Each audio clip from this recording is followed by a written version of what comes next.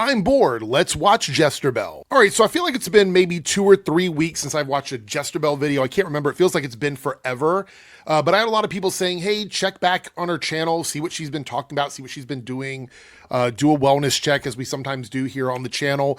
And this was the first video that popped up for me when I clicked on like her most recent videos. So we're just going to watch this one. I don't know if this is going to end up being a debunking video because it's the title of the video is Why Disney Lost Me as a Fan with Hot Guests. Now I saw the thumbnail. I don't know who this other person is in the thumbnail. I guess we'll see when we click on the video. I haven't watched any of it, but I don't know if this is going to be a debunking or just me reacting to her saying dumb stuff.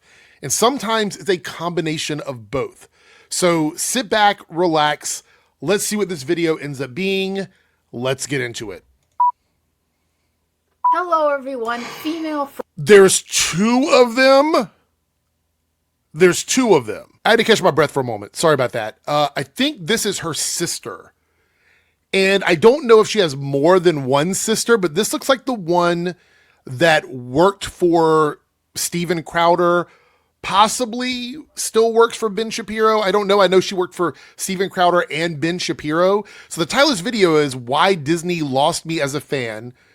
I know this is going to be bad because if her sister has any of the views of the people that she worked for, fam, it's game over. Also, with Hot Guest. Okay.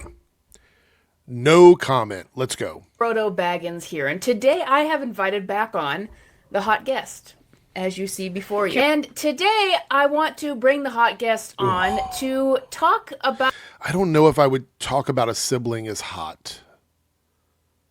Is that weird? Is that weird of me? I don't think it's weird. I'm probably reading too much into it, but it just seems a little weird to talk about a sibling that way. Am I the strange one here? Let me know in the comments. About Disney, as we've done mostly on the channel lately. Okay. And just talk from like a casual's perspective of why that Disney lost them as a fan. Because there's weird people like me who are on the internet constantly. Yeah, and there's no script this time, I guess, because her sister's with her. So this could go off the rails very quickly. Very, very quickly. Should I pitch it up a little bit? Let's see. Let's speed it up a little bit. We're going to go to 1.25. She usually talks a little like faster than most other people, but let's do it anyway because it's a 34-minute video.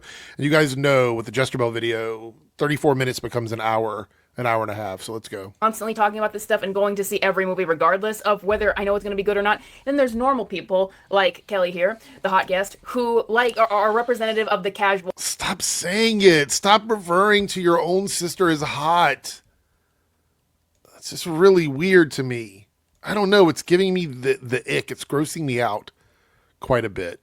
I don't know. This doesn't sound right. Anyway. Audiences, the regular people who aren't going to see movies anymore. Because as we know, even as they're, mulling over the box office and all of that and saying that we need to adjust expectations, if you adjust for ticket sale prices and factor in inflation and all of that, we see that far less people are going to movies than even the box office indicates. Like, well, you'd have to factor in inflation for everything. That includes production budget, marketing, everything, stuff, people that are getting paid to work at theaters.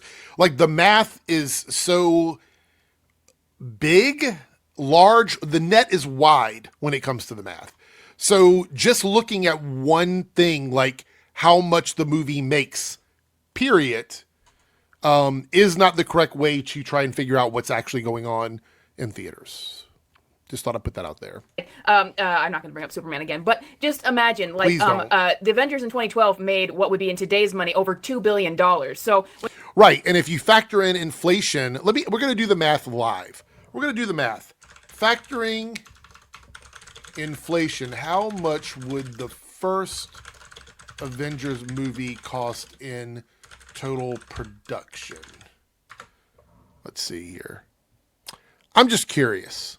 Is Google going to help me out here? All right, so it was a $225 million movie initially in 2012. So in today's money, that would cost $317.25 million to make. We're not going to do the rest of the math for her. We're not going to do that today. But they never talk about that. They never bring it up. And it's actually really important because not only is inflation important, I can't believe I'm having to do this so early in the video. Not only is inflation important when it comes to like looking at every aspect of that movie being made, if you're going to use the inflation argument, but it's not even a good argument because the return on investment is what people care about. It's not a raw number for number thing. Even if a movie cost the same amount to make, both films cost $200 million to make, there are other factors in play that would affect the overall return on investment for those films. Just off the top of my head, things like tax incentives, some sort of like other incentives to film in certain places, depending on what that is, depending on what part of the world it is, savings in marketing, brand deals, partnerships, donations to the film, contractual differences. Like it's never a 1-for-1 comparison. And only someone trying to misrepresent and frame a narrative would say that, or someone who doesn't understand what they're talking about. And here's the fun thing about that. Both of those things can be occurring at the same time. And I think that's what's happening here. I think both of those things are happening right here. And they say, well, we need to adjust expectations, and now 600 million, 500 million is the new $1 billion. Just consider how little people are actually watching movies, considering how inflation has inflated everything. Great, wonderful. Are you going to factor in stuff like VOD and how releases are coming out earlier? Are you going to factor in how much money is made on ancillary funds that actually pad the box office, like the money they make on VOD? Are you factoring that in? What about IMAX screenings or 3D screenings or any other special screenings that may adjust for the price or factor into the price? Are any of those things going to be discussed in this video? I haven't watched it yet, but I'm going to guess no. Probably not. But even less than that, even more people than that used to go see movies because tickets weren't as expensive. But anyway, Right. So today we're going to be talking to a casual fan about that they don't go see Disney movies anymore. They used to be big fans of Star Wars, they used to be big fans of Marvel, used to be big fans of Disney animation, and they don't see Disney movies as much anymore. Right. So what do you have to say for yourself, Kelly? You said to me that you will never see a Marvel movie again. So would you like to elaborate on that? Would you pass the drink? Lovely. Thank you. All right. So I woke up this morning with an epiphany. I woke up this morning. Is there a gag there? If you're somebody that watches Jesterbell and know what that is, like, let me know what that was. I'm not sure what that was. It's kind of weird. Let's go. And I called Teresa about 15 minutes later and I said, oh, excuse me, Jesterbell. We don't reveal her real name. It's on Twitter. I know. So I woke up and I called Teresa and I said, this is why. I now understand why I have left Disney, the entire franchise of Disney. When I say Disney, I'm talking about Disney Animation, I'm talking about Pixar, I'm talking about Marvel.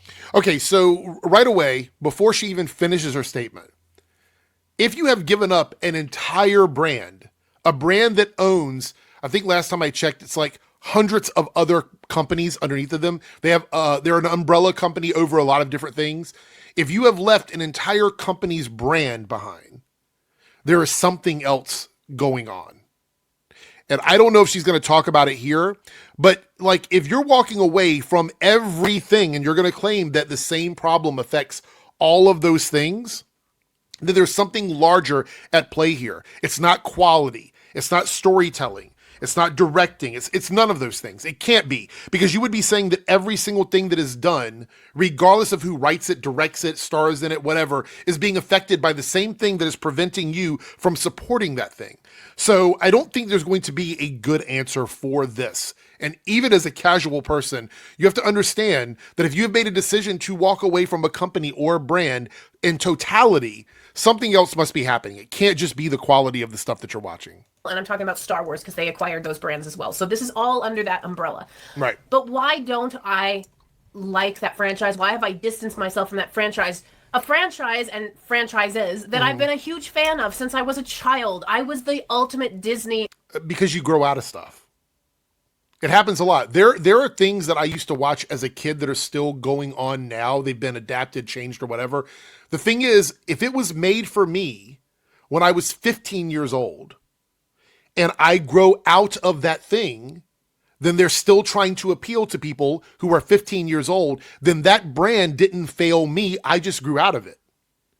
It's just that simple. And it's not even about age. It could be other stuff. You just might not even fuck with it anymore. Like, there's stuff that I used to watch that, like, The Walking Dead is a really good example, okay? The Walking Dead went on for years. There's still some spinoffs going. I don't know if the regular series is even still on anymore, but I know there's a lot of spinoffs that were still going on. I used to watch The Walking Dead and anything to do with it. The Talking Dead, everything connected to The Walking Dead for like 4 or 5 seasons. And then I just got bored with it and I moved on. Does that mean the show's quality declined? Not for me, not necessarily. I just got bored with it. Would other people argue that? Maybe. You could maybe argue that. The spinoffs I heard are really good. There's a lot of people that like those. They say it's a lot better than the original series and they did more with it. The point is, I walked away from it because it just wasn't interesting to me anymore. And that is not the fault of the people behind The Walking Dead. It is not their fault because I decided I was bored with something and walked away from it. So I think there's this issue where a certain portion of the community is trying to shift blame when there's no reason to shift that blame. There's no reason to do that. There's no reason to have to say someone else caused this to happen. You just don't fuck with it anymore. And that's okay. And it's a possibility a lot of people don't fuck with it anymore. If we're talking about the earlier phases of Marvel, phases 1, 2, and 3 leading up to the, Infinity War and Endgame, a lot of people probably felt like that was a very satisfying conclusion for them. And they were okay with not being worried about anything else after that. And it has nothing to do with the quality of the movies after that. It's just, they decided that was it. They just didn't care enough anymore.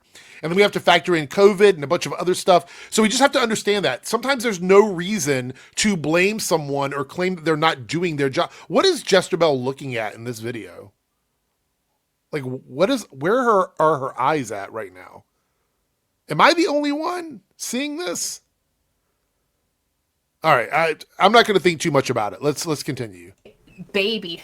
Beauty and the Beast came out the year I was born, and that was my be-all, end-all movie. Right. Jungle Book, another one that came out in the 60s, but I grew up on these movies. I obsessed over these movies. They were very important to me. Right. And I lived for the next one. My first movie that I ever saw, I've just been revisiting mid-90s movies. The first movie I ever saw in the theater was Toy Story. Can you imagine the calling card that is now to say that your first movie in the theater was something as groundbreaking? I got an answer for all this, but I'm going to let her finish. Was. I got an answer for all this. We have none of that anymore. And okay, so that was she quickly ended it. Things that we loved as teenagers are always going to be the best things for us, like in terms of like our own personal feelings.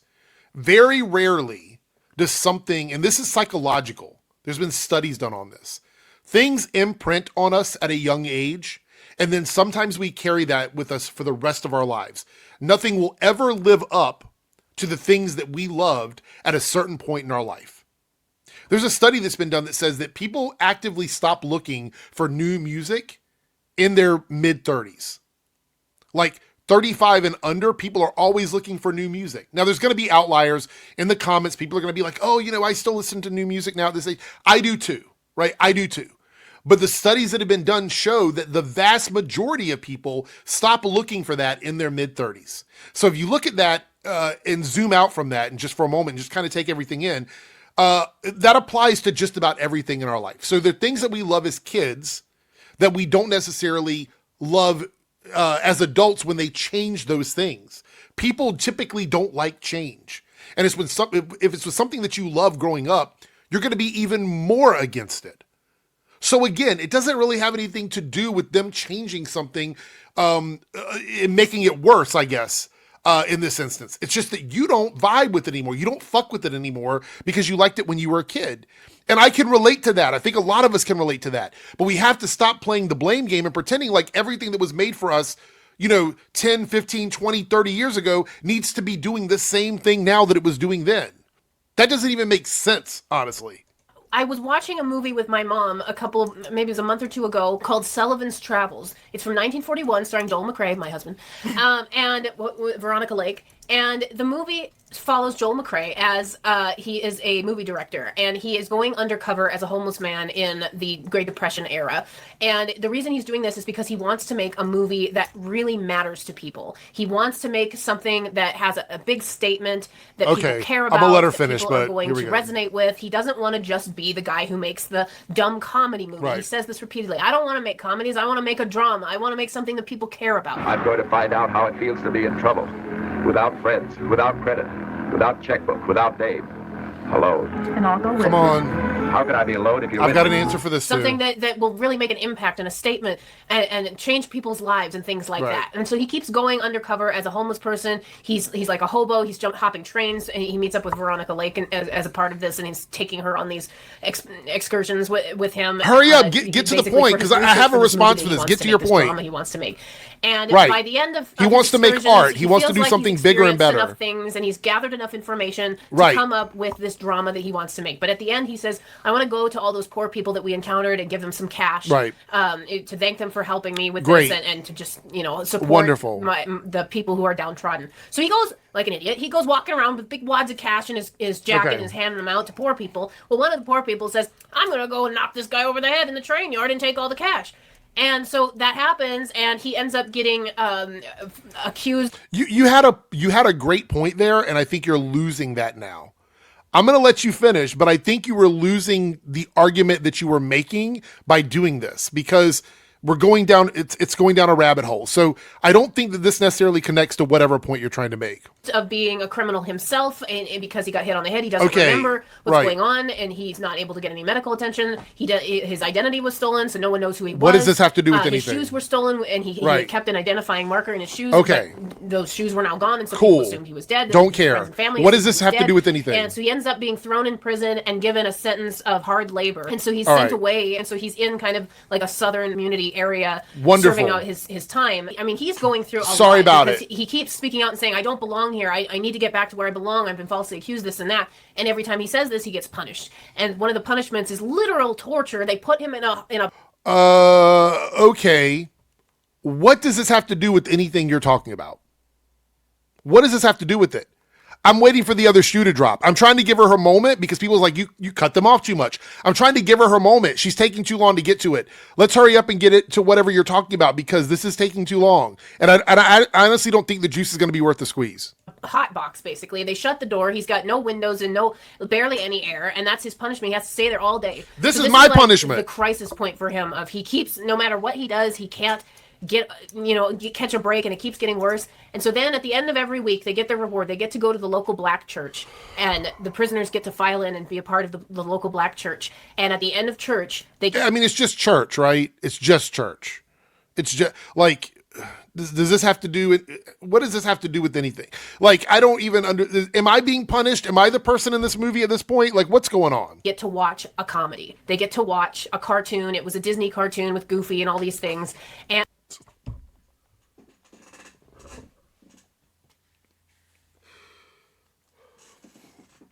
all right, so took a long time to get there. I'm not sure what she's going to say here, but this is leading you into something. This is like an emotional setup. Like the reason why that was left in the video, okay, and I know this is why Jesterbell did this. The reason why that was left in the video is they need you to feel a certain way leading into whatever this point is, because most of that has nothing to do with anything. So get ready to be emotionally manipulated by whatever she's going to say here. I feel like we're going to lead into this idea that and I haven't seen this video, okay? The people here were so grateful and so happy to see this movie because it was something that means so much to them and blah, blah, blah. I mean, if it doesn't go there, I will take the L on it, but I feel like we're leading into some sort of like emotional manipulation. And he watches this movie and he's looking around and he's very depressed. He's not enjoying himself. He's depressed. He doesn't know what's going on. But everybody around him is laughing hysterically and having the time of their lives. These people that are, living in the Jim Crow South and or prisoners serving a sentence of hard labor, laughing and having the most wonderful time together. And so, I mean, are we drawing a parallel to modern day cinema and people who are not locked up sitting in church during the Great Depression watching a cartoon, probably something they never got to see back then, probably a situation where TV and movies in general were much more magical because there was no, way to watch it on VOD. There was no, DVDs, Blu-rays, VHS, Betamax, whatever it is. There was none of those things. So this does not draw a correct parallel to what is happening today. And it is emotional manipulation, as I suspected. And it finally gets to the point where he starts laughing and enjoying himself again because of this silly cartoon that they're watching. So in the end, he ends up being discovered that he really was falsely accused. He didn't belong there. He gets out, and all of his movie friends, people say, okay, are you now going to make this drama that you wanted to make now that you've had this crazy experience? And he says, no, I want to make a comedy because that's what actually makes the difference to people.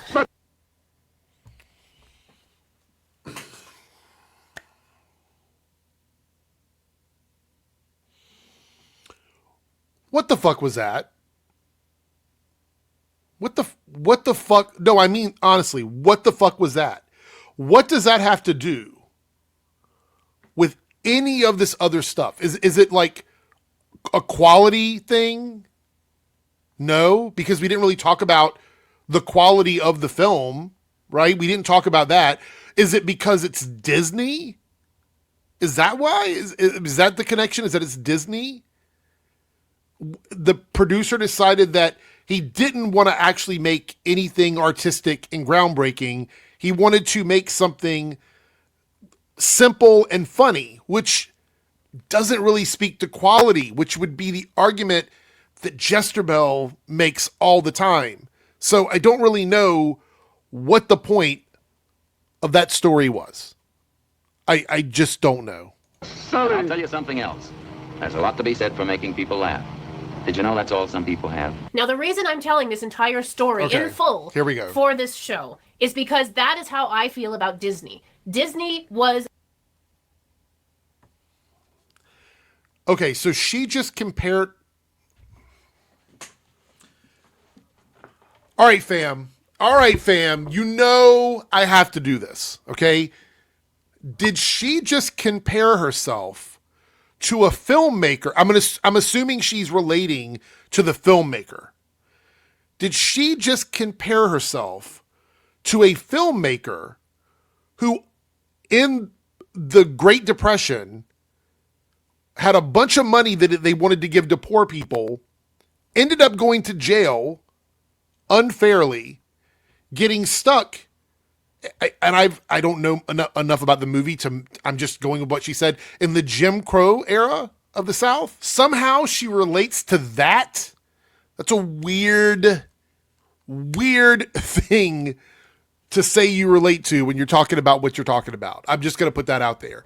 But then you also relate with the fact that this person decided that better films, artistic films that actually speak to people, films that actually tell great stories, which, to be quite honest, that's where I thought you were going in the beginning.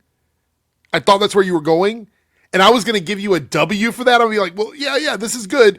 Like I said, I had a response for that. Then you flip the script and now you're like, no, I relate to the guy who wanted to go back and make stupid, silly cartoon stories and stuff.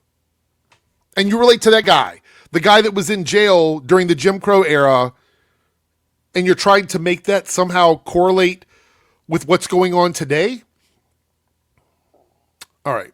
My escapism. Escapism is actually a very important thing for people that are living real lives who, I'm not saying I have the hardest life. I'm not trying to say that. But when somebody's had a bad day, a hard day at work or I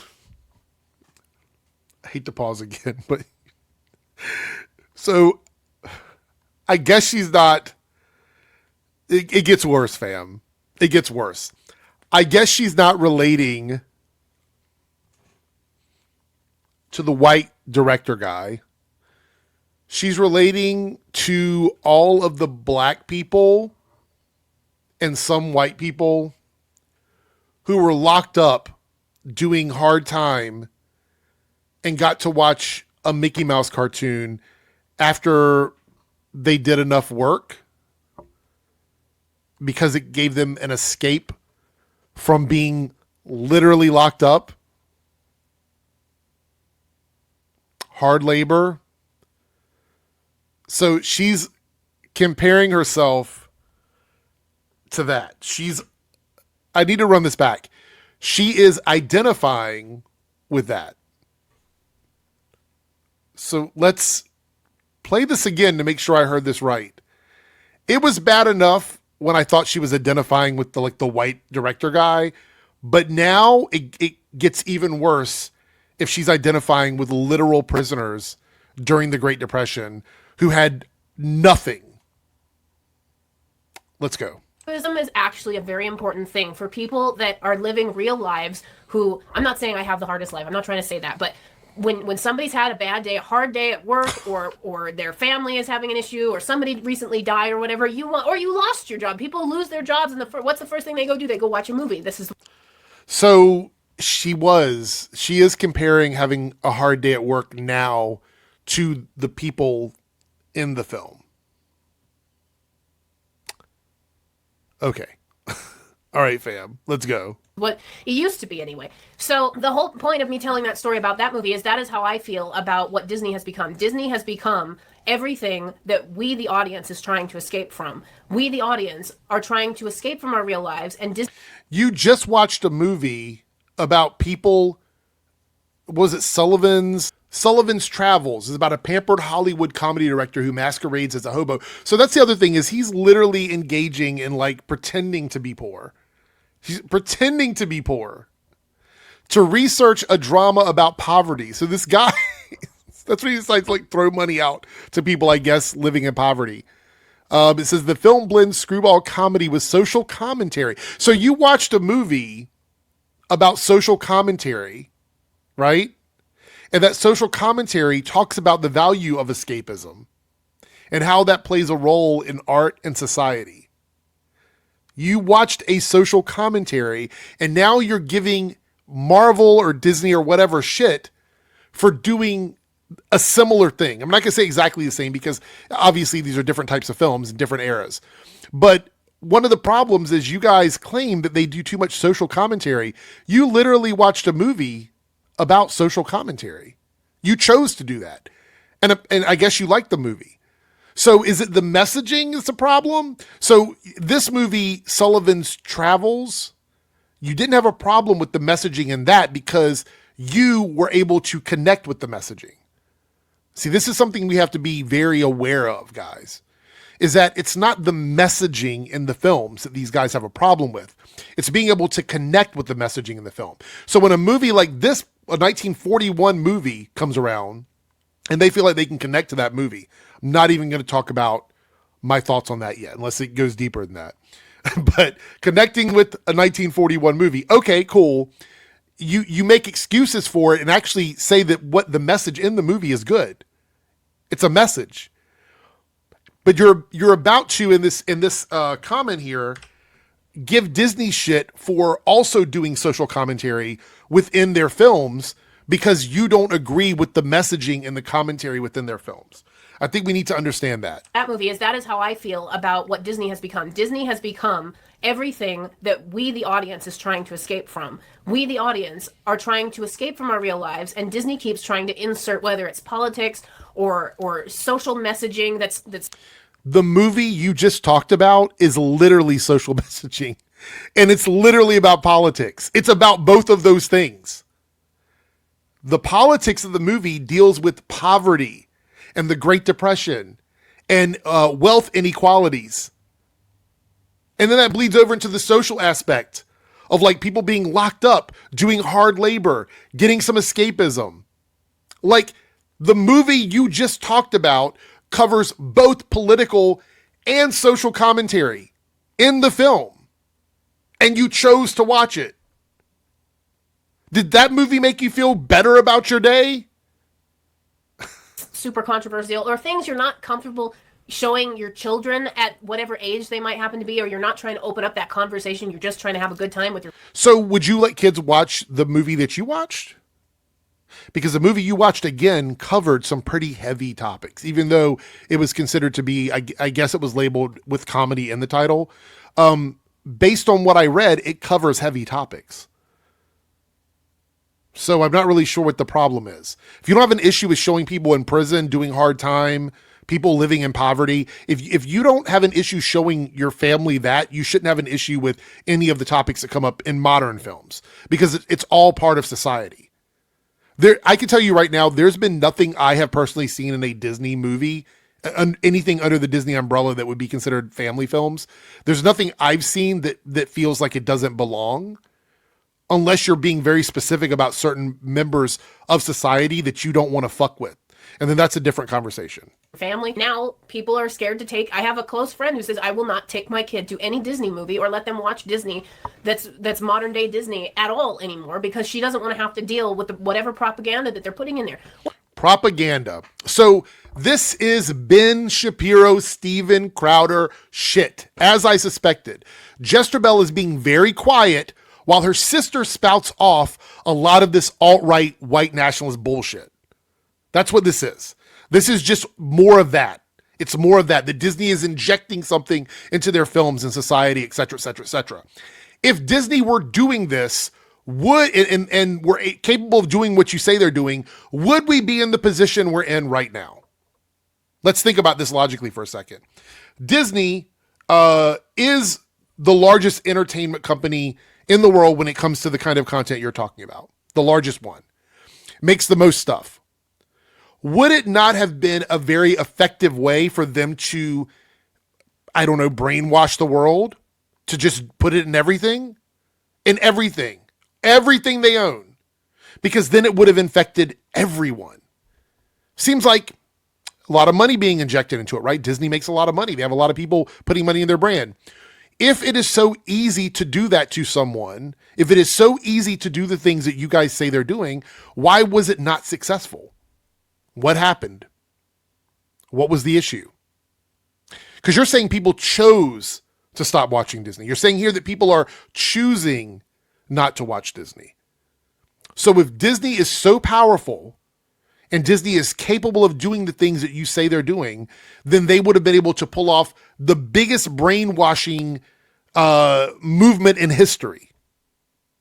Or you could just be spreading propaganda yourself, which is what you guys are doing. It's always projection. If you watch any of the people in the alt-right side, it's always projection. Whatever it is, just keep this in mind. Whenever you listen to them talk, and this is going to be something we need to pay attention to moving forward, whatever it is they accuse other people of doing, they are participating in it themselves. It's almost 100% hit the target moment with that. Like it is like every time they go up to bat and they're like, hey, look over here at what this person is doing, it's because they're doing it themselves. It happens every single time. I could point out everything they've accused the woke people of doing, their community is doing it even more. Even more. It's always projection. Whether you agree with the propaganda or not, it's not healthy or helpful. It's not why people are going to the movies. Thank you. So just to add to that, sometimes I get people, and I think I've come to just realize that there are people who are mainly jealous of me having an audience because they have like 3 subscribers.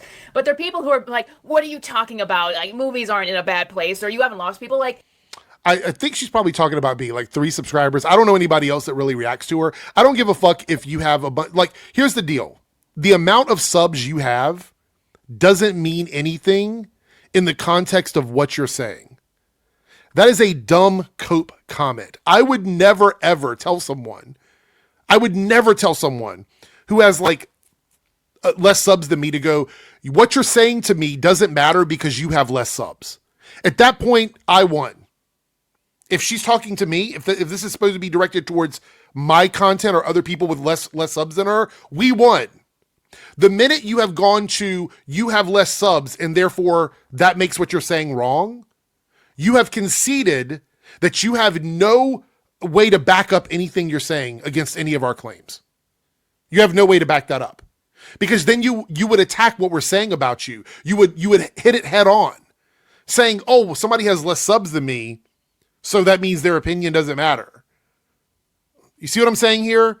Like, you're not actually engaging in what's being said. So let's run this back. I want to hear her full comment here, because even like Nerdrotic, I would say, and I've said this to people in the comments that have said the same thing about him. Like, he's got, millions of subscribers, and people that criticize him don't have millions of subscribers or whatever.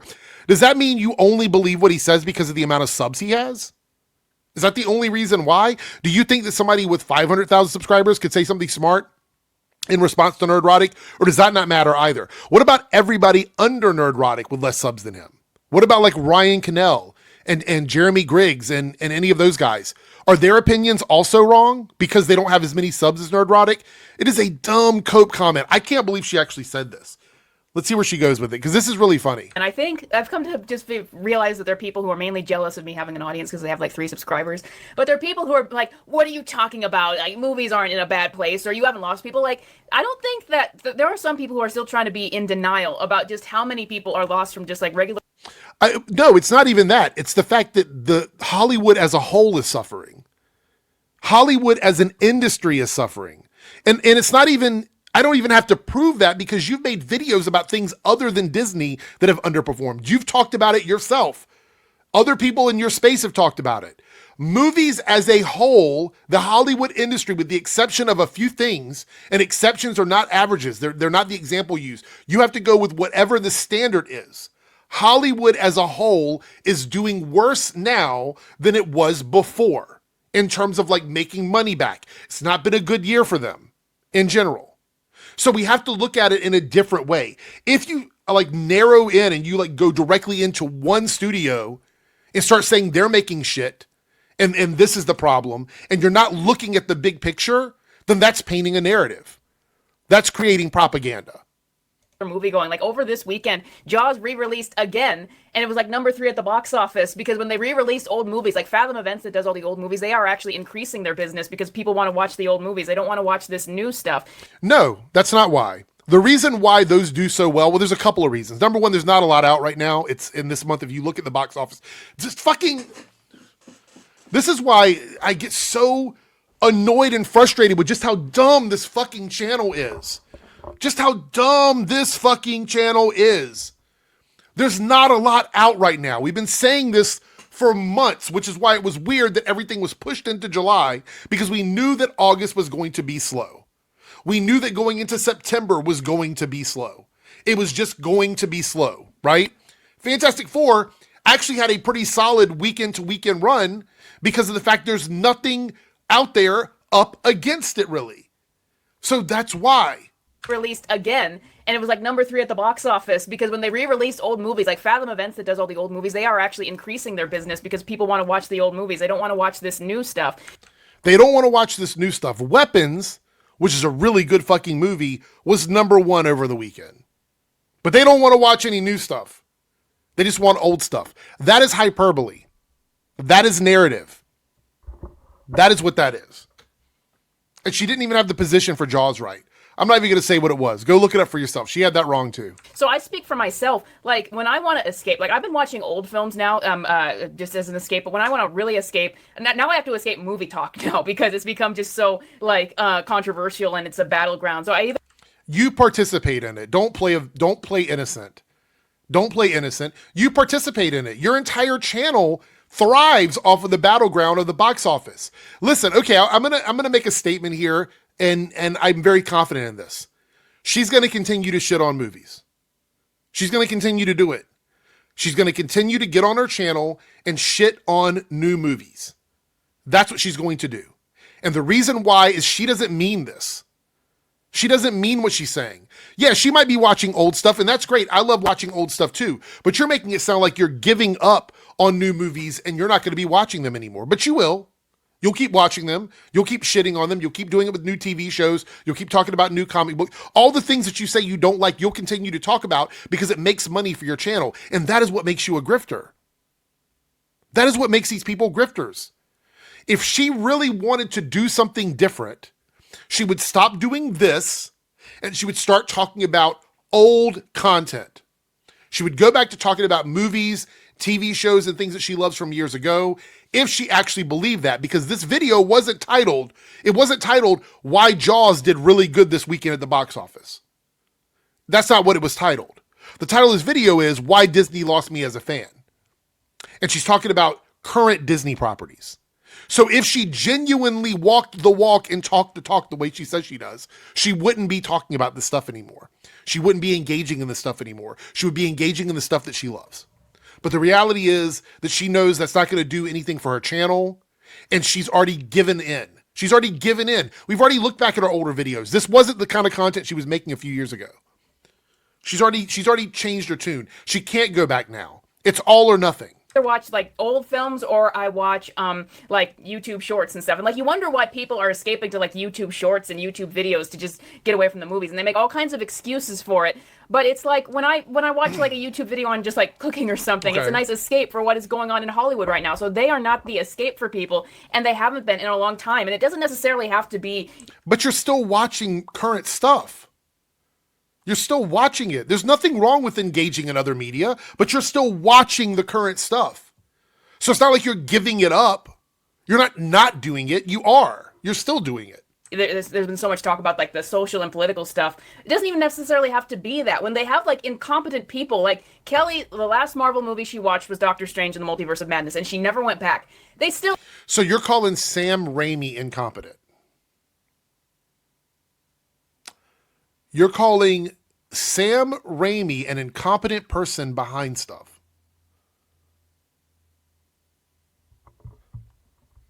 Okay.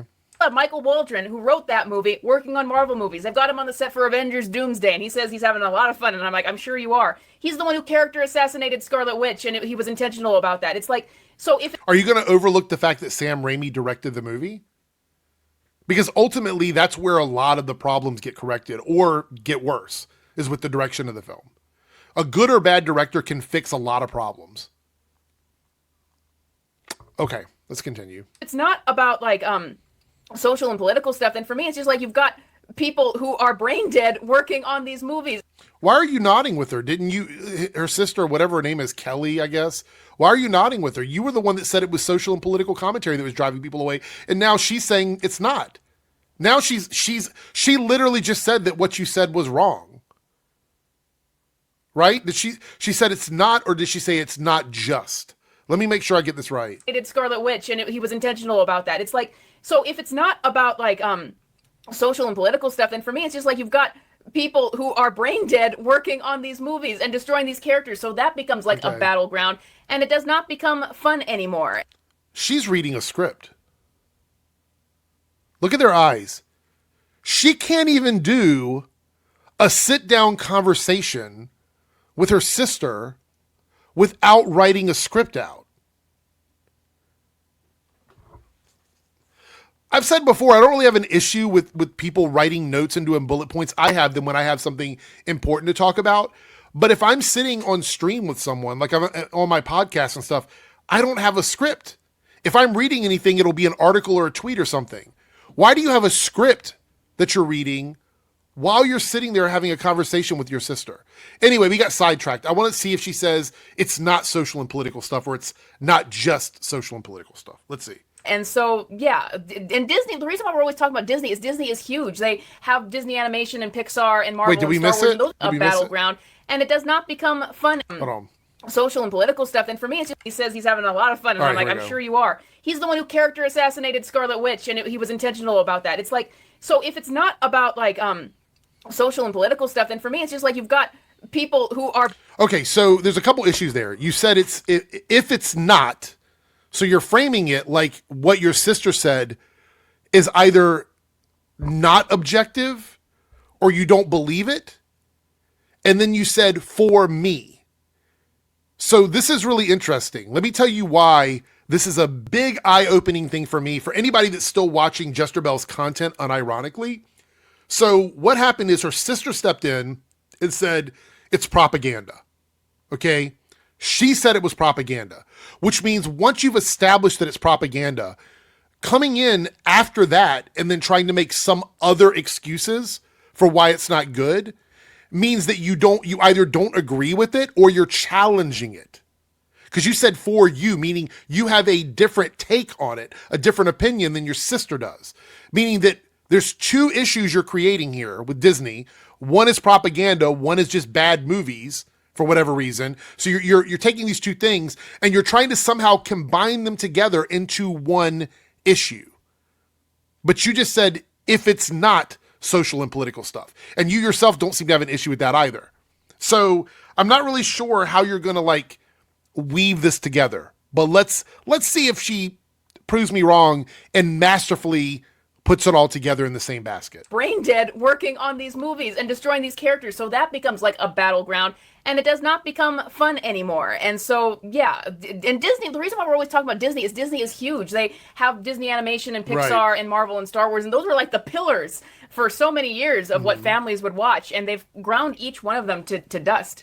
Well, I just wanted to pivot to Star Wars in particular, because I think the assassination of Luke Skywalker has to be the worst assassination of any character in any franchise. I mean, Scarlet Witch is a big one, but I don't think that you can top the Luke Skywalker assassination, because it. So a lot of this is subjective stuff. I'm not going to be like, oh, your opinion on what they did to a character is wrong, because people can have different opinions. It really comes down to how you frame your opinion and whether or not you expect everyone to agree with your opinion. I think it's really important to remember that not everybody feels the same way about a piece of art, and you have to respect that, but also understand the difference between engaging with the art itself and going after people behind the creation process of the art when there's no reason to. So let's go. Completely destroyed everything that character meant to people. The reason that character was important was because he was the idealist. He starts out as the idealist, the young boy that just wants what's better, and whatever's away from home is better. And then he learns, oh, actually, there's some really bad stuff out there. And actually, my father's a bad person. Spoilers for anybody who hasn't seen Star Wars. But the point of Luke Skywalker is he finds out all this horrible stuff about his family. Wonderful. He starts kissing his sister and then finds out that's a horrible thing. Are you guys, is that a good point to like take a break for a second? So you acknowledge that kissing his sister was a bad thing. So why was that okay back then? But all of the stuff you accuse them of doing now is wrong. We're just going to put everything together because it seems like you have a lot of issues with the things they do. So why was that okay back then, but everything they do now is wrong? How would you explain that to your kids? He was kissing his sister. How would you explain that? I would love for you to tell me how you would make that make sense in a conversation with your kids, since all of this seems to be like an issue you have with trying to explain to your kids why something is happening. And he's able to rise above that, and he's able to overcome. Rise above, like brother, sister, rise above it. Okay. That, and he's able to stand in the face of somebody who's going to kill him, and who he is ready to die, to be killed until the spoiler at the end of Return of the Jedi. And that's why we loved Luke Skywalker, because he has all these terrible things happen. He has his idealism shattered, if you will, but he still stands for what he thinks is right. And okay, and that's why you like him. Let's put this all sort of in a nice little nutshell. I saw this the other day and I wanted to talk about it. It's called rosy retrospection. It's a cognitive bias that causes people to remember past events as being more positive than they really were. Meanwhile, we remember the present as being worse than the way things used to be. It's very common to see in full display in the comment section of classic songs on YouTube. The other day, I found myself listening to Biggest Part of Me by Ambrosia and reading this recollection from another rosy retrospectionist. These were the times when life made sense. You went through the normal loving, dating, breaking up, getting over it, and moving on, having a family, enjoying the neighbors. Nothing like now. The music was so soothing and so much fun. Another commenter recalls it this way: I graduated from high school when the song first came out. The 80s were my decade. Every day was a sunny day. If our perception of the past is biased, it can lead to a distortion of our view of the present and negatively paint our expectations for the future. That sounds really, really, really similar to what's going on right this second in this video that we're watching. If we're able to expand our individual perspective to a broader one, we can more objectively understand that our mind has been playing tricks on us. Interesting. Let's continue with this video and see how much of this rosy retrospection happens in this video with Jesterbell and her sister. Let's continue. And so that's why to character assassinate him and say, oh, he just kidding, he didn't actually stand for what was right. He ended up giving up in the end and saying, I hate all of this and nothing matters. That just is a gut punch to 30, 40, I can't remember how long between 77 and was it 2015 or... Right. So the issue with that is that you're missing a big gap of time of this character. And just like with anybody in our lives, 30, 40 years can make a person completely different from who they were before. The issue you have with this isn't that he made this decision. It's that you cannot understand why he made the decision. It's not that he made it. It's that you don't understand why he made it. And if we were if we were making the argument from that perspective, I could say, yes, that makes sense. Maybe we should have had more context. Maybe there could have been more information about why Luke in this movie made this decision that he made. I would be on board with that. I would say, give us more. Let us see more. I'd be okay with that. Even if it's just some sort of like another character explaining it, or someone that knew him that understands why he did it. All of those things would be fine with me. And if you were coming from it from that perspective, I'd be on board with it. But you're not. You're saying that because of where he was when we last saw him, compared to where he is now, he would make the same decisions because of our perception of who he is, our view of him. And somehow that's a problem, that it simply means you just don't understand people. You don't understand how people function, how people work. And you have an expectation of a person that is an unrealistic expectation, if that is your reason why. If you wanted more context and you needed more story and that was your issue with it, I'd say fine, fair enough. I agree with you. 2017, what year did The Last Jedi come out? 2017. 2017, okay. That's like 40 years of just absolute destruction of the fans. That's a huge, huge error that just destroyed that franchise for many people. And I appreciated what that Star Wars girl has said about Luke Skywalker. Oh God, not quoting Anna. Okay. That he was the pinnacle of that franchise and what people cared about. And I think that it's one of the things that has also sent Mark Hamill completely over the edge. No, Mark Hamill's just a person that cares about other people. And the fact that you can't separate him from the character in the movie is a little concerning, but actually very common for the community that you're shilling for right now. Well, I had to throw a Joker in there. Well, okay, so what I did want to say really quick is I have seen characters who have been assassinated even worse than Luke Skywalker. What I want to say about Luke Skywalker is I think he was the most high-profile assassination in terms of what he was to people at that time. And I've talked about this on the channel a lot, that it's now been a decade of this, of characters being assassinated, franchises being torn down, getting the wrong people inside. Now we're going through this weird time where they had a lot of this stuff waiting in the wings, and that they're trying to like correct them. Like we even saw this with Snow White, which was the last video you did on this channel, that they tried to rework that movie, and it's too late, and they can't. It's too late for those movies, so they're trying to rework a lot of stuff. Even Warner Brothers has a lot of stuff that I think that they regret making, and that they're going to keep shoving out. Is this a Disney video or not? I mean, Warner Brothers. Okay. Let's see. Keep going. Like later this September, I'm going to be reviewing something called Aztec Batman, which is about. So you're not going to stop. Can I not predict the future at this point?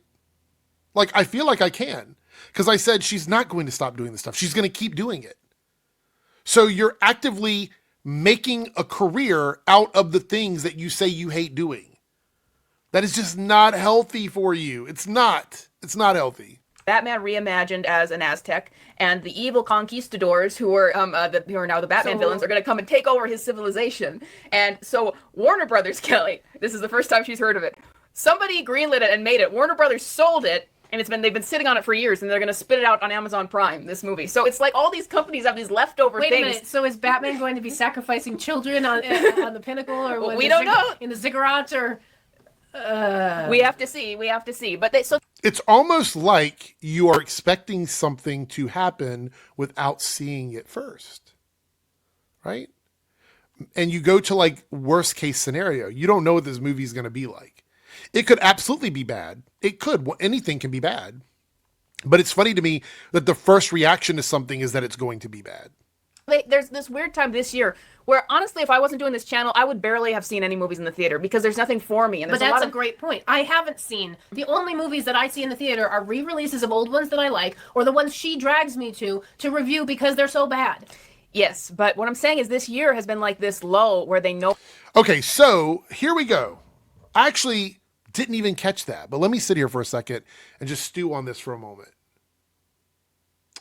She just did something that a lot of people are doing now, and they're either slipping up or they're making it seem like They're doing it for other reasons. Like they're trying to change culture. They're trying to change the world, one movie and TV show at a time. Like you look at these video game people out here who are like, we just want video games to be better. And that's why we're doing what we're doing, because we're trying to expose them for doing bad things. And we still love games. We want gaming to be better. No, Jesterbell just said that if she wasn't running her channel and doing the kind of content she's doing, she wouldn't be watching movies.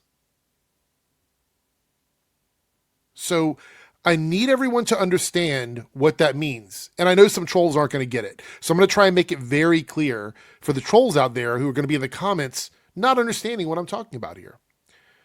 She doesn't like the movies that are out now. She doesn't like TV shows that are out now. She thinks they're bad. And at a certain point on her channel, she started complaining about stuff that she was watching and engaging with. And then she decided she didn't want to watch it anymore. And instead of walking away from it or going through the process of converting her channel over to things that she loves, she's like, I can make money screaming and yelling and hating stuff, seeing stuff that I don't like, that I know I'm not going to like, so I can get on camera and complain about it. So there is no sort of like silver lining situation or anything out there that she's going to with the hope of liking it. She knows she's not going to like it, or she has to pretend like she doesn't like it because that's what her channel is now. So she just admitted to that. So it's not even a secret anymore. Like the grift channels out there, the people out there that are doing this for a living, they're not even hiding the fact that they don't like any of this stuff, and they're never going to it with the intention that it could be good. They're always going into it with the intention that it's going to be bad. Fam, that is fucked up. That is fucked up. That is not the way somebody reviews media ethically. It's not ethical. You're not going into something, watching it and seeing it based on what it is. You're going into like these movies and doing it with the anticipation that it's going to be bad, with months and months and months of hate and spite and bias going into these movies, and then expecting them to what, magically convert you or change your mind? No, you're going in looking for things to dislike, and therefore you're going to dislike it. That's just the process. That's how it works. You have brainwashed yourself. You have indoctrinated yourself. You have convinced yourself to do these things. You are operating under self-hypnosis, self-indoctrination. I think like years from now, there's going to be a study done on people that do this. People like Jesterbell, like all these channels, people that have convinced themselves that it's within their best interest due to capitalism and money and all these other things. It's within their best interest to subject themselves to things that they don't like in order to make money off of them. Now there's no more context clues. She literally just said it. She just told us that's what she's doing. Okay. That these movies are not going to sell, but they have to still spit them out, and they're heavily reworking them. And we're in this weird time, and that's like where we're right now is like there's barely anything coming out, and there's nothing that really I'm looking forward to, like The Mandalorian and Grogu. Well, you weren't looking forward to anything, right? I mean, you just said that you wouldn't be seeing anything if it wasn't for your channel. So are you looking forward to it because you know you can shit on it? That would be the only reason why, correct? No, because I'm not expecting it to be good. So they're in this weird time where... Hold on, let's run that back. Again, you just admitted that you're not even looking forward to Mandalorian and Grogu because you're not expecting to be good. This is like worse. I mean, do you consider yourself a movie critic? Do you even consider that? Or is it just a shit channel? Is it just watch me shit? Watch me shit? Like, I don't know. What is it? Like where we're right now is like there's barely anything coming out, and there's nothing that really I'm looking forward to, like The Mandalorian and Grogu. No, because I'm not expecting it to be good. So they're in this weird time where they're trying to correct things, but the problem is they don't have the people behind the scenes. Kathleen Kennedy is still in Star Wars, and she still has her people who she insists will still be there after she is dead and gone. She says she will go to the grave making movies. And so there's all these people. Well, I mean, the thing about it is she brought them a $4.4 billion trilogy. I don't know why this is so difficult for you guys to understand that. Like, you cannot argue that someone has trashed something financially when they've not trashed it financially. She has brought in more money than they have lost off of Star Wars. And I know that's hard for you guys to understand, but that's just the reality of it.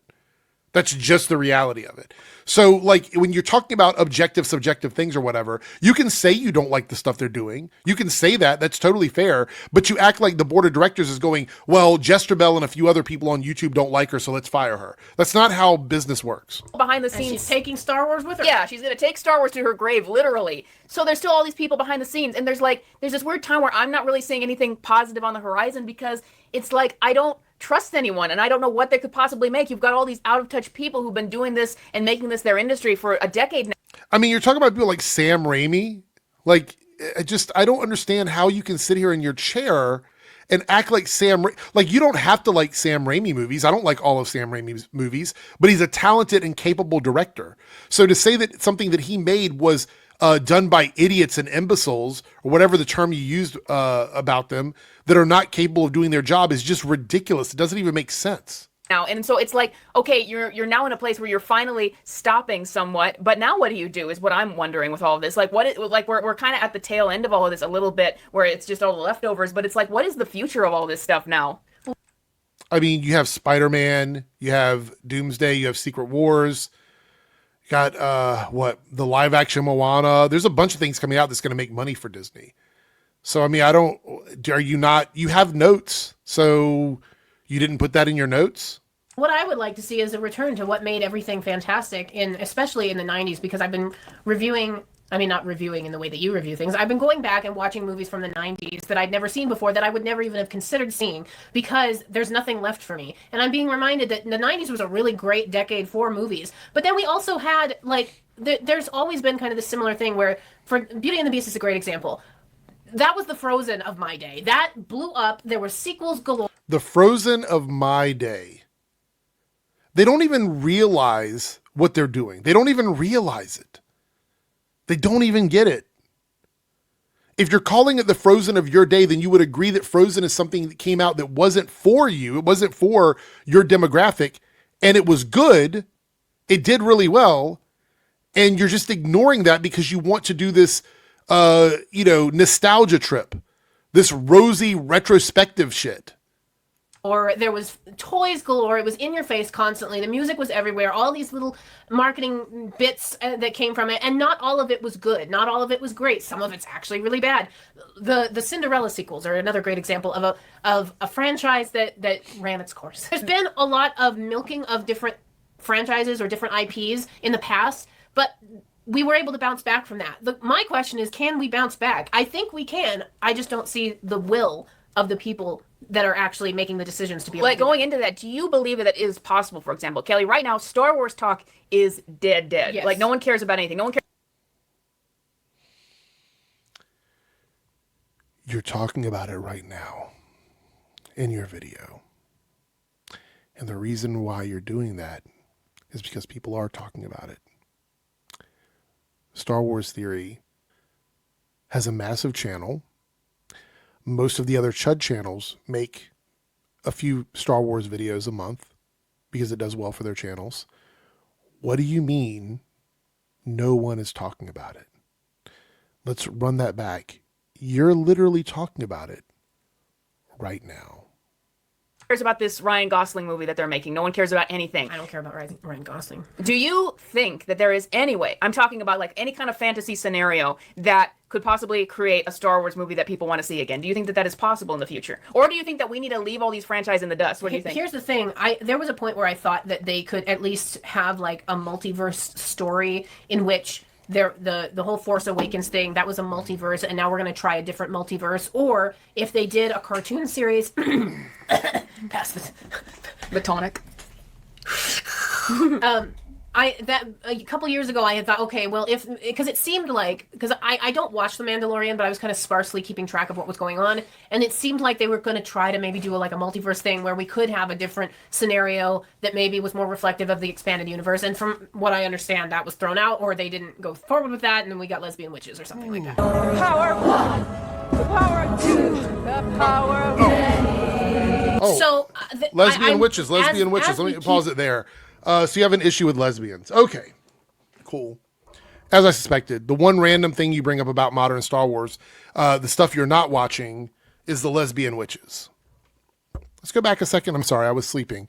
You're not watching it, but somehow you know a lot about it. So let's see, what did you say here? With that, and then we got lesbian witches or something like that. Let's go back That twice. a couple years ago, I had thought, okay, well, because it seemed like, because I don't watch The Mandalorian, but I was kind of sparsely keeping track of what was going on, and it seemed like they were going to try to maybe do a multiverse thing where we could have a different scenario that maybe was more reflective of the expanded universe. And from what I understand, that was thrown out, or they didn't go forward with that, and then we got lesbian witches or something like that. Power of one. The power of two. So you were watching the memes online.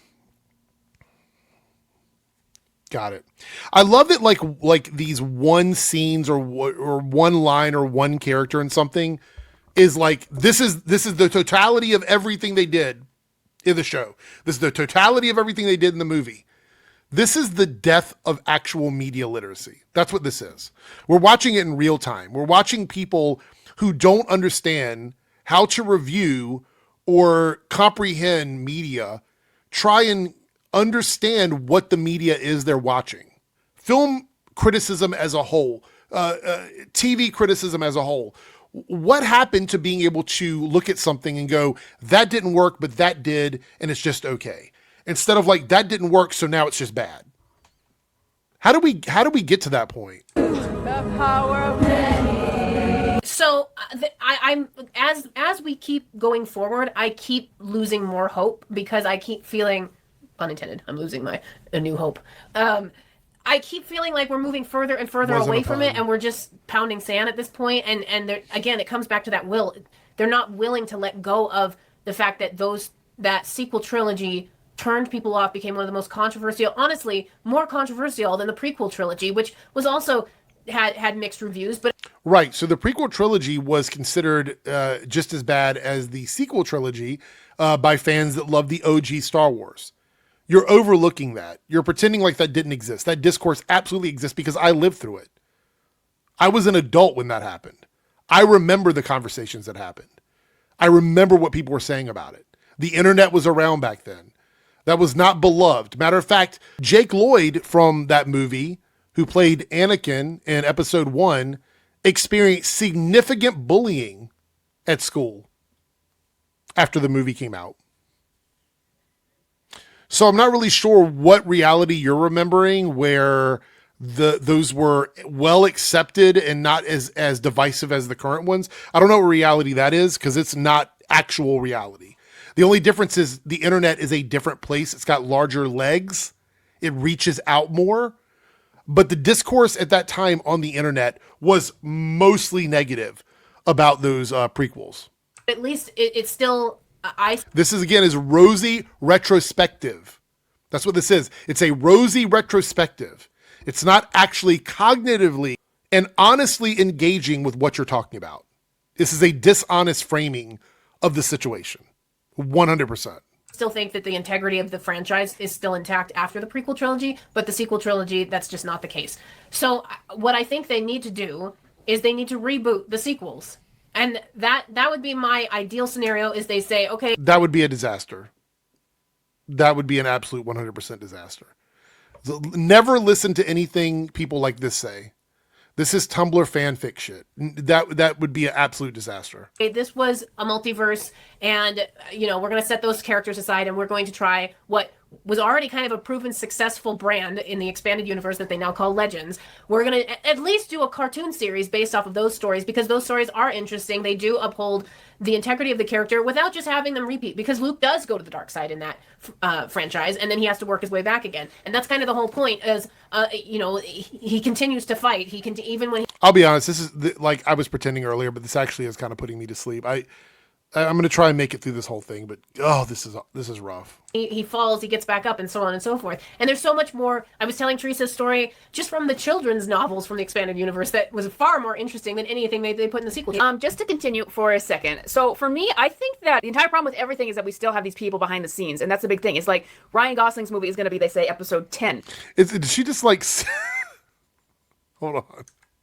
I got to go back. Did she just like jump cut everything her sister was saying?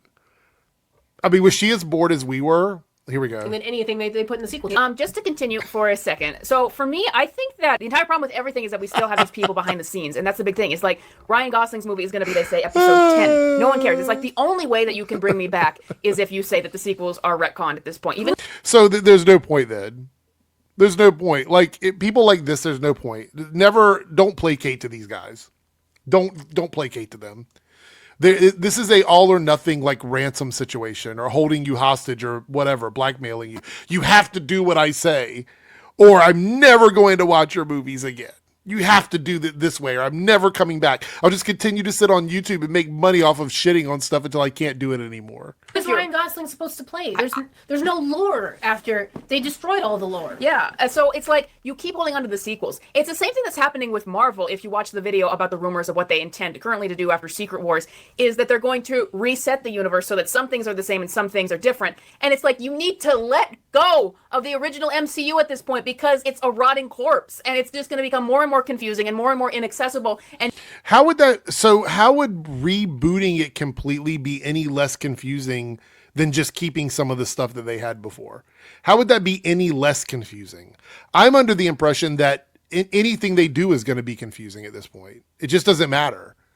Like, I don't think anything is any less confusing because I remember you making comments. I don't remember which video it was I was watching of yours, how you thought people were going to be confused with the Fantastic Four not existing in the main MCU continuity. So there's nothing they could do to make it any less confusing without taking years and years and years away from those IPs. And they're not going to do that.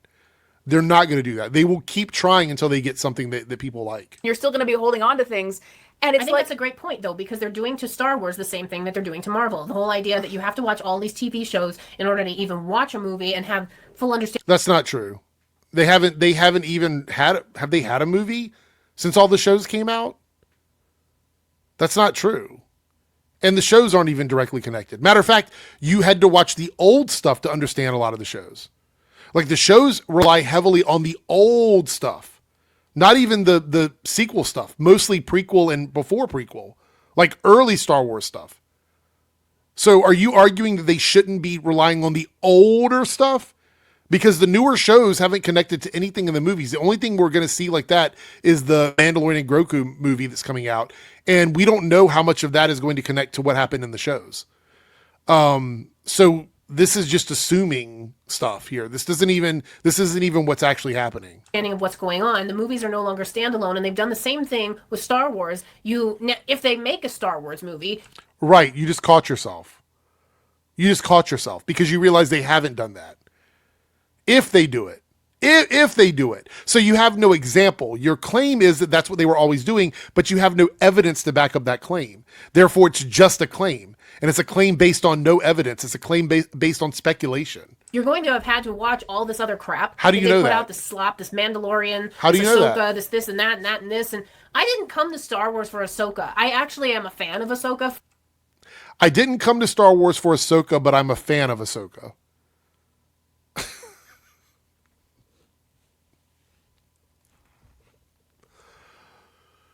Oh, gosh. All right, let's go. From the Clone Wars TV show, but Right. I don't see her as the brand that the original trilogy of characters were, because you had, dare I say it, a more diversity. You can't just make a franchise off of one person and expect it to go the distance when you're setting all these other great characters aside because feminism, I guess. Because of feminism, I guess. See, this is all Ben Shapiro stuff. Like, this is white nationalist shit. That's what this is. It's just alt-right stuff. Listen to what she says here. Dare I say it, a more diversity. You can't just make a franchise off of one person and expect it to go the distance when you're setting all these other great characters aside because feminism, I guess. I don't know. I don't know what's going on. It's just... You notice there how Jesterbell was kind of uncomfortable with that? Did you notice how she was uncomfortable with that statement? Let's go back here. Watch Jesterbell while her sister is saying this stuff. And then listen to what she says as soon as her sister is done and looks at her. There's an uncomfortable like pivot there. Listen to this. You can't just make a franchise off of one person and expect it to go the distance when you're setting all these other great characters aside because feminism, I guess. I don't know. I don't know what's going on. It's just... That was a really interesting and awkward pivot comment there. It's like, and going into like Avengers Doomsday, it's like, oh, we've got Yelena. I hate Yelena at this point because of how she's been forced on me with people. But forced because they're just putting her in the movies. She's just a character existing in the world. Just a character existing. No one is forcing you to do anything. Nobody's forcing you to go out and watch these movies. Nobody's forcing you to talk about it. No one's forcing you to do anything. You guys use the term forced, but you don't understand what it actually means. You don't have to spend your money on any of this stuff. Look, if you're somebody that's over Disney and Marvel and you're like, I'm never going to spend a dime on them again, I'm not going to go out and support their stuff ever again or whatever, that is your right. You're absolutely allowed to do that. If you don't like anything they're making, you are absolutely allowed to speak with your dollar and not go out and do that. Okay? Because that actually means more to them than any of the stuff that's being said in this video. It really does. So for them to sit on here and act like they're being forced to sit through this stuff when her sister literally says she hasn't watched any of this stuff in years, that's not what forced means. No one is forcing anything on you. It's like they won't let go of these things, and they seem to know that there aren't audience for them. Like, I think that the Sean Levy, Ryan Gosling, Star Wars movie, Mandalorian, and Grogu, I think that they're going to be as safe as possible, and I think that Doomsday is going to be as safe as possible when it comes to, you know, whatever kind of divisiveness that they could put in there. But I still think they're going to be bad because no comment. They're holding on to these people still, and it's like these. I think that they are still listening to a lot of these people on Twitter or Reddit, like become shills for this stuff, and they think, oh well, we still need to appease those people, so we need to pretend that everything's good. Well, you need to actually admit that you failed, and that's why they won't actually retcon or end these universes, because that would. No, they won't do it because it's making money for them. If you think, because you guys like to say they failed or they flopped or they didn't make any money or whatever, there's only really been one or two things over the last 5 phases that didn't really work for Marvel in terms of financially. And that is the only thing that matters. That's the only thing that matters. If they made a series of movies that had nothing to do with the comics, but they made $1 billion, they made $2 billion, whatever weird number you guys want to put on success. If they did that, the people at the top would not care how much of that has to do with quality. They wouldn't give a fuck, because Minecraft movie was #1 this year. Right? Minecraft movie was #1 for a big part of the year in terms of money. It might still be #1. I haven't looked recently. But and that movie is on paper a pretty fucking bad film. Like, it's okay to like it, and I think there's elements of it that are good. But I think if you're looking at it in terms of like a piece of art, it's just not a great movie as a piece of art. It is literally just them putting something out to make money off of it. And it did. It made a ton of money. So studios don't care about the legitimate quality or fidelity of anything they're putting out. And once you realize that, once that gets up here in your head, it makes a lot more sense on why things happen the way they happen. That's why when I talk about films and I talk about movies and I talk about decisions that these companies are going to make, or even you guys, channels like this, it's always done, in my mind, based on what is the most financially beneficial decision that you could possibly make. For example, when it comes to this channel, would it be more financially beneficial for you to talk about things that you hate? Or would it be more financially beneficial for you to talk about things you love? The answer is choice A, to hate stuff. And therefore you will continue to do it because it is more financially beneficial to you. So you can argue about what people on the internet think of something. You can argue about a movie that underperformed here and there. But at the end of the day, if the return on investment for the studios is making them money, if merch is making them money, if VOD is making them money, if people are signing up for their streaming services, if all of these things are hitting the marks that the board of directors want, the investors want, the people at the top end want, then none of this other stuff matters. And once you look at it that way, everything else makes sense. That's why doing what you're doing, the kind of content that you make, doesn't change anything. It doesn't change anything. It just adds toxicity to the fandom. That's all it's doing. It doesn't make any difference to the people at the top end of the studios. It just doesn't. be admitting failure. So that's what they do not do. Will not do, I'm sorry. But that is why Kathleen Kennedy, like there was that article earlier this year where the rumors were coming out very strongly that she was finally going to leave. And she came back with a very spiteful article that is like clearly emotionally just fighting back at everyone, being like, there is a plan that I will eventually. How dare she stand up for herself with the amount of hate that she gets online? How dare she do that? How dare her put her foot down and go, I'm not going to listen to this shit anymore. I'm going to say something. You guys love to bully people who aren't even directly involved in your lives. You love to bully them. And then when they stand up for themselves, then it's a problem. Then it's an issue. Leave, because that's what happens with everything. That will be when I say it is, and when I leave, I will still be there, making sure that I am a part of every single process. I will have all of my people in there still. The person who will I'm glad she did me this. is just going to be following all my stuff. I'm glad she did this. Whether she's going to be there or not, I'm glad she said it, because it made all of you go so fucking mad.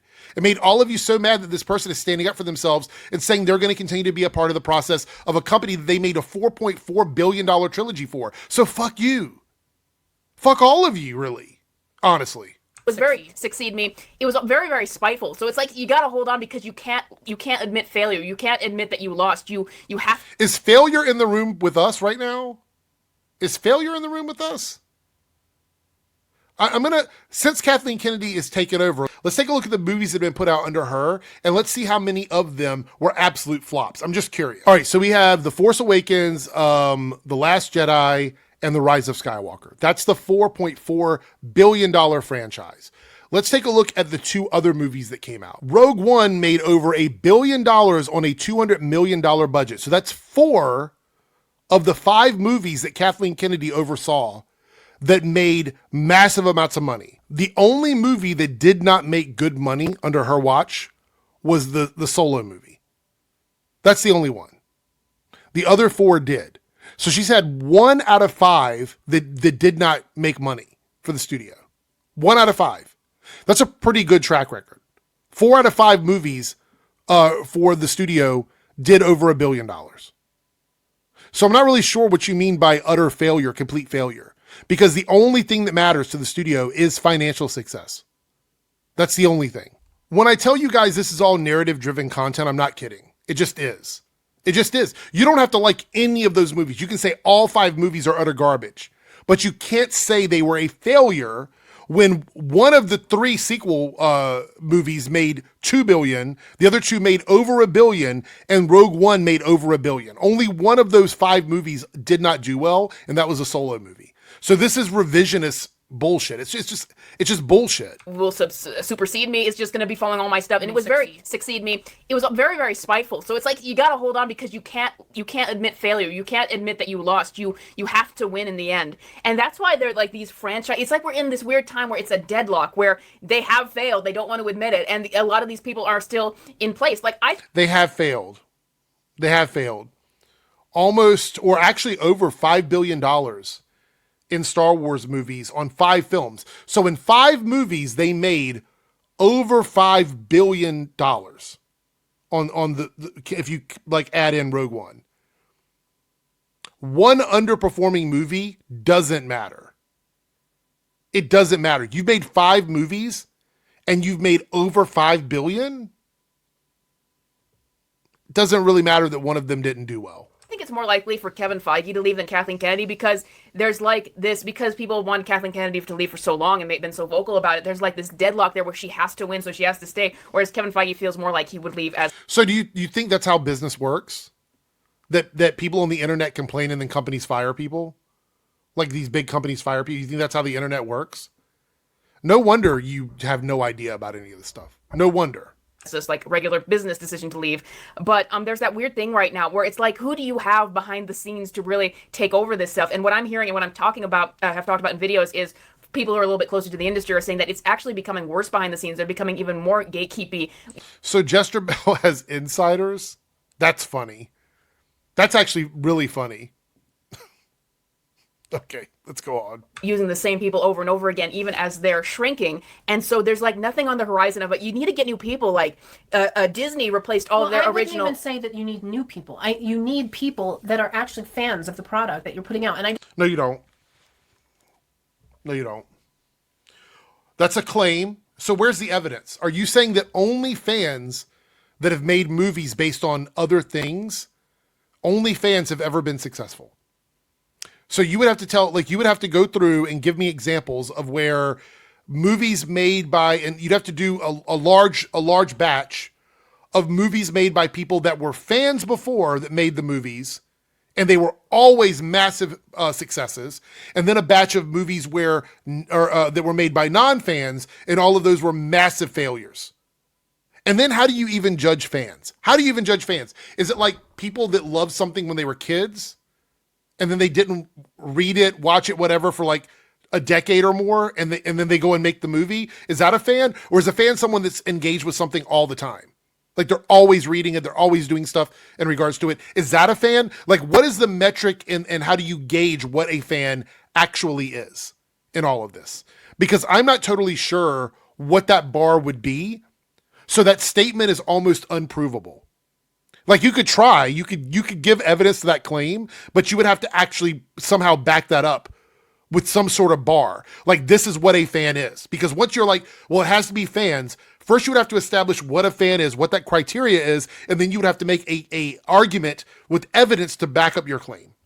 That's the only way that would work. I don't mean a fan in the sense of somebody who is not willing to make a smart business decision, because there is a difference between what fans want and what fans want in conjunction with what makes sense financially as a business person. I understand all of that. But the problem is they actively have shown disdain for their fan base. False. You were talking, look, I don't even need her to say it. She might say it. I don't know if she's going to say it.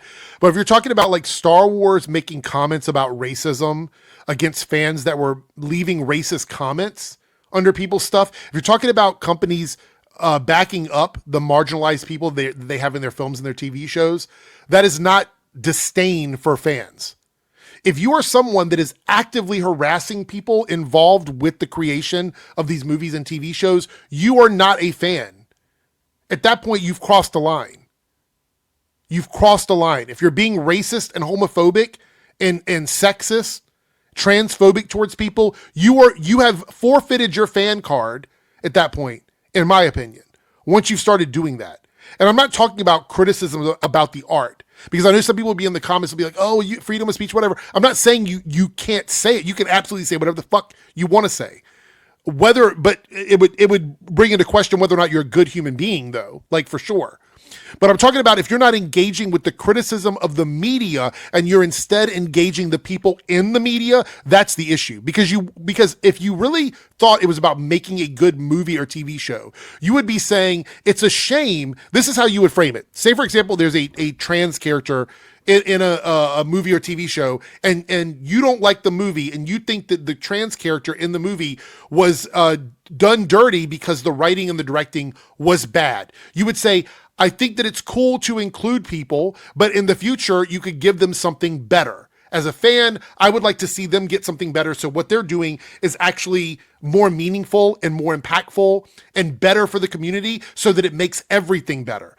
The opposite of that would be like calling them slurs, attacking them on social media, and treating them like shit because they were cast in a TV show or a movie, and you can't stand the fact that they're there, that you have to make them feel like shit on social media and make their lives a living hell with video after video after video after video, tweet after tweet after tweet, Instagram comment after Instagram comment about them, TikToks after them. When you start doing that, you are no longer a fan because you don't love the stuff you're talking about. You would be wanting it. What you would be doing is you'd be engaging in a way that you would want it to be better. You wouldn't make the people in the creation process feel like shit.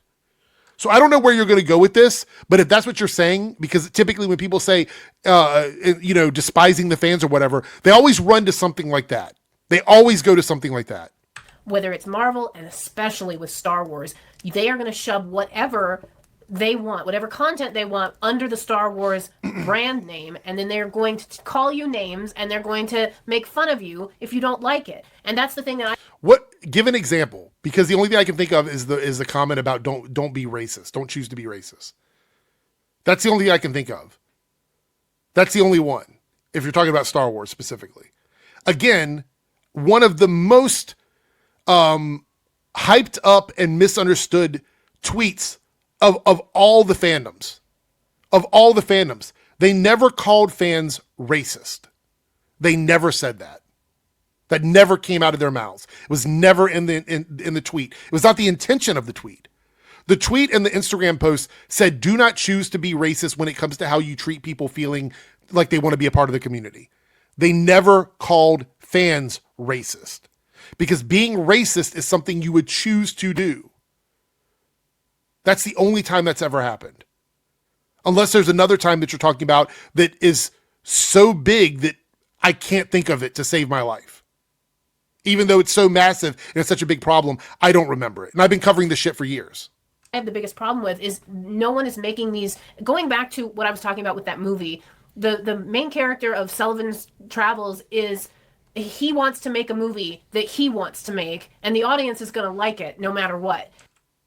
That has no connection to what you're talking about. I know you think it does in your brain. You think that makes sense, but it has no connection to what you're talking about. You are making the claim that people who are making movies for Marvel, Disney, Star Wars are doing it with the intention to make a bad movie on purpose, but you have no evidence of that. So then you're going, well, this guy in this fictional story, this fictional film, not even a real person, in this fictional movie, wanted to just make a good movie that he wanted to make. That doesn't have any connection to anything that's going on in the real world.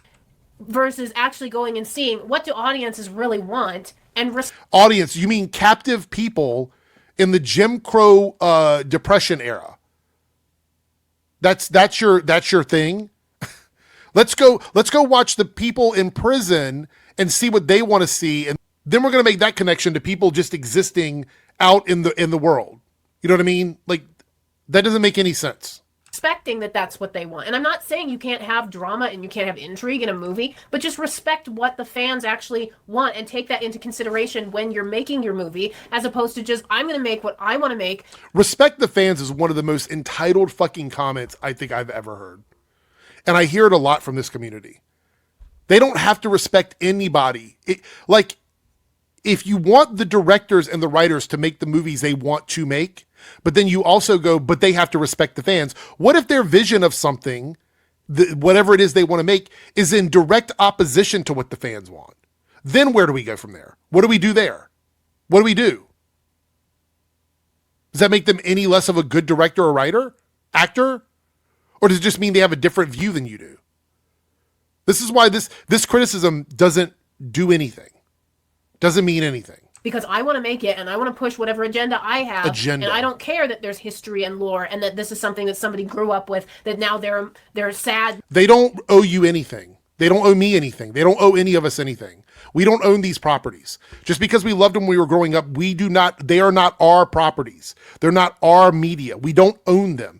Everything we loved when we grew up is still there. We can go watch it again. Whatever they choose to do with it later on is entirely on them. I don't own that stuff. It's not mine. It's not yours. Now, because that franchise doesn't exist for them anymore, I don't care. I'm just going to rub their face in it. And that's been the attitude of Kathleen Kennedy and the whole reason, ultimately, why I am no longer a modern Star How has she rubbed your face in anything? This victimhood is crazy. Wars fan. Okay, so just to do a conclusion here. So, Kelly, we're in this deadlock time. I can't believe I sat through almost this entire thing. We only got a few more minutes. Let me see if I can get through it without stopping a lot. But these two, both of them are awful. But never have her back on again, please. Please never do that. Do you think could break the deadlock? Do you think that Hollywood is just going to die? Do you think that there's going to be something like maybe an acquisition of a company and that gets kind of rooted out? Like, say, Apple wanted to buy Disney. Could it happen that they buy Disney and they root out a lot of these people and put their own people in place? Or do you think that indie filmmakers, because they keep talking about indie filmmakers could never buy Disney. That would never happen. How indie filmmakers will rise up and be the new movie industry. What do you think might potentially... Actually, if you're an indie filmmaker, you would not replace an industry. Like, that's not... I don't know if that's what you actually meant, but Hollywood as an industry is the exact opposite of what independent filmmaking is. Okay. Really happen in the future with all of this? I think eventually... it will all come down to money. And because that's all that any industry will always ultimately come down to money. Oh, so now everything you said means absolutely fuck all. It means fuck all. Because Kathleen Kennedy made over $5 billion on 5 films. Marvel has made over $30 billion on their movies. So All the rah-rah bullshit you guys were talking about means nothing. Eventually, Disney, with whichever franchise, will lose enough money that the stakeholders in the That will never happen. That will never happen. You don't get to be a company like Disney because you don't understand what to do with your properties. They won't lose enough money. They will shift and shuffle things around, and they're going to be just fine. shareholders and all the people. And I'm not shilling for Disney. Disney is an awful company when it comes out, they treat their workers. I want to put that out there because everybody says you're shilling for Disney. I'm not. They've done awful things. They've been in so many lawsuits about how they treat their workers. They're an awful company to work for, but they're smart enough to know how to manage their money. So in that regard, they'll be fine. Will say, this is unacceptable. We invested money in your company because we wanted a return, and we're not getting the return that you guys promised. Right, a return on investment, which almost every Marvel movie has offered a return on investment except for like 2 or 3 at the most. And some of those were written off because of the whole COVID thing. So somebody's got to be fired, and a bunch of somebody's got to be fired. So I think it will come down to money. It will be a money decision. And so the question is, how much money do they have to lose in order to make that decision? Now, on the subject of the indie film, we recently became fans of the 2004 Phantom of the Opera. That was an indie film. It was? That was an indie film. I didn't know that. That was a phenomenal indie film. So that is a great example of indie films can be on the level of a film that where Teresa would think, oh, no, I thought that was a franchise film. No, it wasn't. We can have great movies. Indie films are not like school, like they're not college movies or like YouTube movies. Indie films typically have some sort of investment into them that comes from other places. Studios just have a larger pool to pull from, but that doesn't mean that an indie film can't rise up and get to those levels. Like, I don't understand. Do you understand what gets classified as an indie film? Let's look over here and look at some of the biggest indie films from the last, I don't know, few years or whatever. Get Out from 2017, Lady Bird from 2017, Moonlight from 2016, Parasite from 2019, Everything, Everywhere, All at Once from 2022, Ex Machina from 2015, Call Me By Your Name, 2017, Hereditary from 2018. Those are all indie films.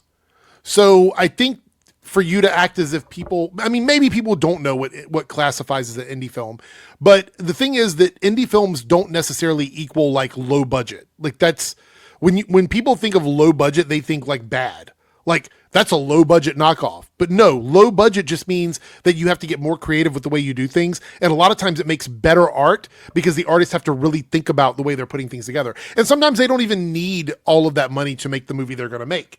Sometimes they can take investments and use them more strategically than larger studios can. A lot of times studios, at least Disney, I know, has been reaching out to some like indie people to try and figure out how to lower cost on their big Hollywood films. So indie movies are great. They're great films, but they'll never replace the industry. The industry will always exist in one way or another. It's just going to change like it has every 20 or so years. They change things up and, you know, the whole vibe shifts. But indie movies will never replace what the industry is. From indie creators, it's just that it can be more difficult to make those things happen. And you know, you're working with a smaller budget. That might actually not be a bad thing. Well, what I want to say, It's the not. problem that indie filmmakers face is that marketing, because apparently like there's been indie films that have come out and been really, really good, but they don't have the marketing behind them to have people even know about them. Because as you've always said, studios pay a lot of money in marketing.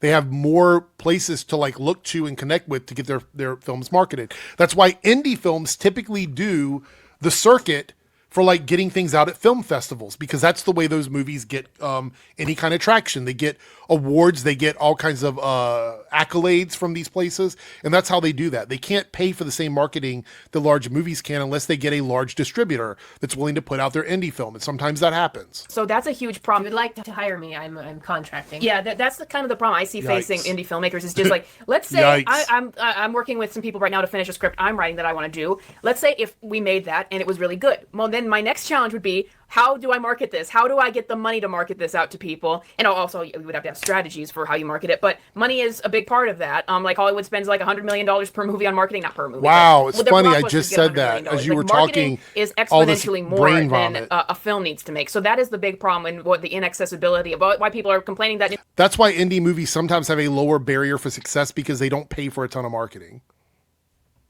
indie filmmakers aren't rising up. Well, we're trying to. Rising it up? comes down to the money for the marketing to of do it. what? And posting movies on YouTube. They're does never not going to work replace the because oftentimes, industry. like, you don't. The indie filmmakers, what would happen is they would just end up in the industry. That's what would happen.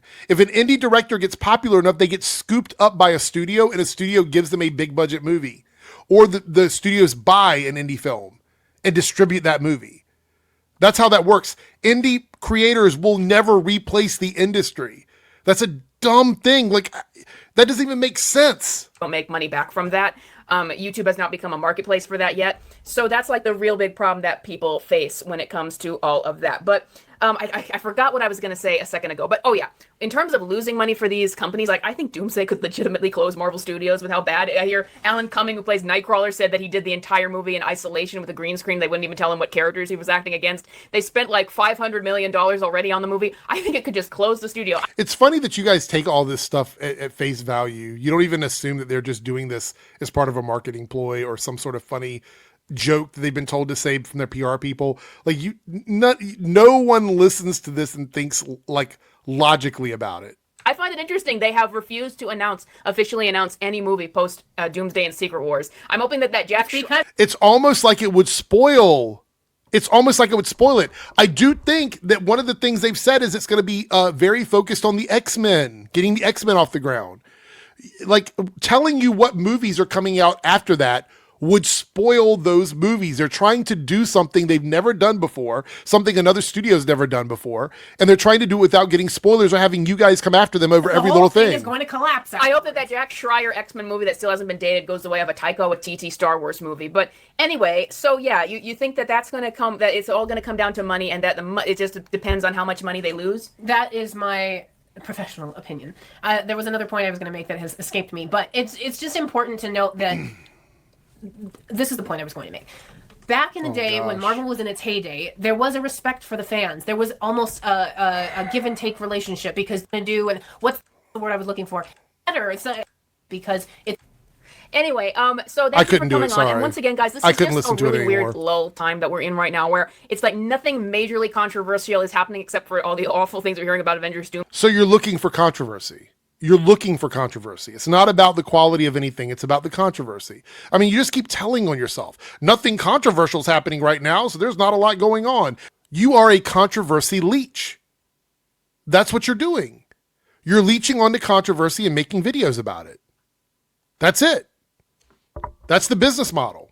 Doomsday, but nothing is like getting better. Like, I'm just so tired. We've been in this same kind of area post 2019 where it's like each year we get maybe a handful of good movies, or like 2 or 3 good movies that really do something, and then the rest of it is just slop. So is it all bad, or is just some of it bad?